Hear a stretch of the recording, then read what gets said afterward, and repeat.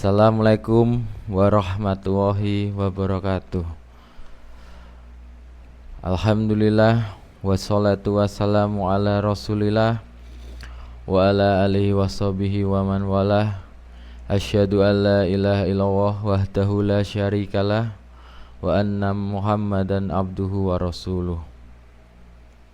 Alhamdulillah, pada kesempatan kali ini kita akan melanjutkan pembacaan kitab Riyadhus Shalihin karya Imam An-Nawawi pada bab ikhlas dan menghadirkan niat. Kita lanjutkan pada hadis keempat dan kelima yang berbunyi,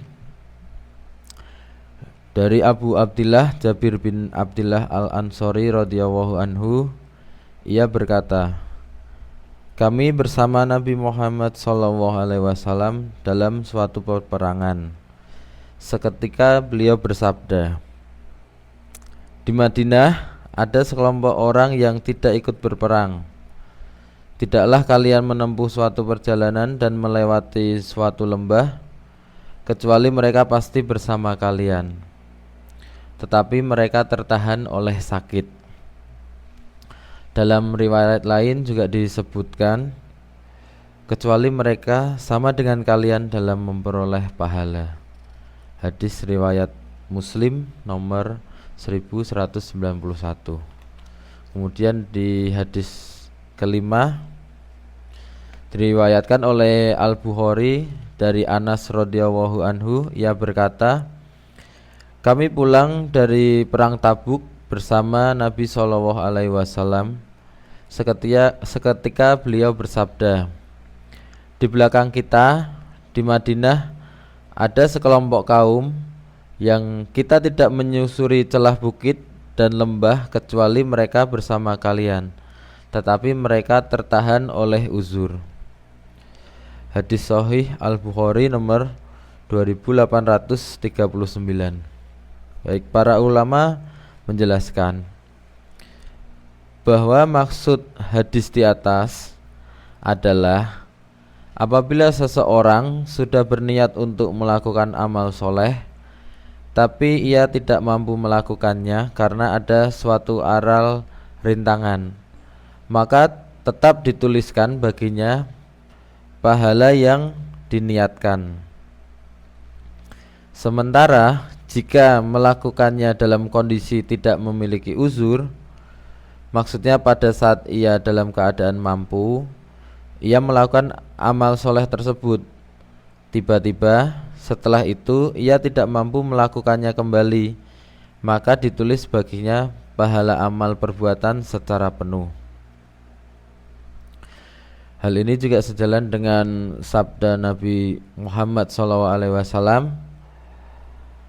apabila seseorang hamba sakit atau bepergian, maka dituliskan baginya pahala amalan yang biasa ia lakukan saat ia sedang sehat dan tidak bepergian.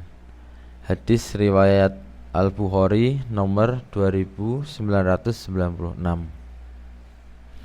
Jadi saudaraku seiman, orang yang mengharapkan sebuah amal kebaikan dan sangat memperhatikannya, jika ia biasa mengerjakannya namun kemudian terhalang oleh suatu aral rintangan, maka tetap dituliskan baginya pahala perbuatan tersebut secara penuh. Sebagai contoh, misalnya apabila ada seseorang yang biasa mendirikan sholat berjamaah di masjid, tetapi suatu saat ia tidak bisa datang ke masjid karena mungkin tidur atau sakit dan yang sejenisnya, maka tetap ditulis baginya pahala sholat berjamaah secara penuh tanpa berkurang sedikit pun. Baik, kita lanjutkan. Hal itu juga berlandaskan pada sebuah hadis yang meriwayatkan bahwa orang-orang fakir dari kalangan sahabat radhiyallahu anhum berkata, ya Rasulullah, orang-orang kaya telah mendahului kami dengan pahala dan surga yang abadi, yakni orang-orang kaya yang mendahului mereka dengan sedekah dan membebaskan budak. Nabi SAW bersabda, "Maukah kalian aku beritahu suatu hal yang apabila kalian mengerjakannya, kalian dapat mencapai derajat orang yang mendahului kalian, dan tidak ada seorang pun yang bisa mencapai apa yang kalian capai, kecuali apabila mereka berbuat seperti apa yang kalian lakukan." Kemudian beliau bersabda, "Kalian membaca tasbih, bertakbir dan bertahmid sebanyak 33 kali setiap selesai sholat." Seketika itu orang-orang fakir tersebut melakukannya, dan kemudian orang-orang kaya mengetahui hal tersebut, maka orang-orang kaya tersebut melakukan hal yang sama. Beberapa waktu kemudian orang-orang fakir dari kalangan sahabat datang menghadap ke Rasulullah SAW seraya berkata, "Ya Rasulullah, saudara-saudara kami yang kaya mendengar tentang apa yang kami lakukan. Mereka pun ikut mengerjakan hal yang sama," maksudnya mengerjakan bertasbih, bertakbir dan bertahmid tersebut sebanyak 33 kali setiap selesai sholat. Kemudian Nabi SAW bersabda, "Demikianlah karunia Allah diberikan kepada siapa yang dikehendakinya."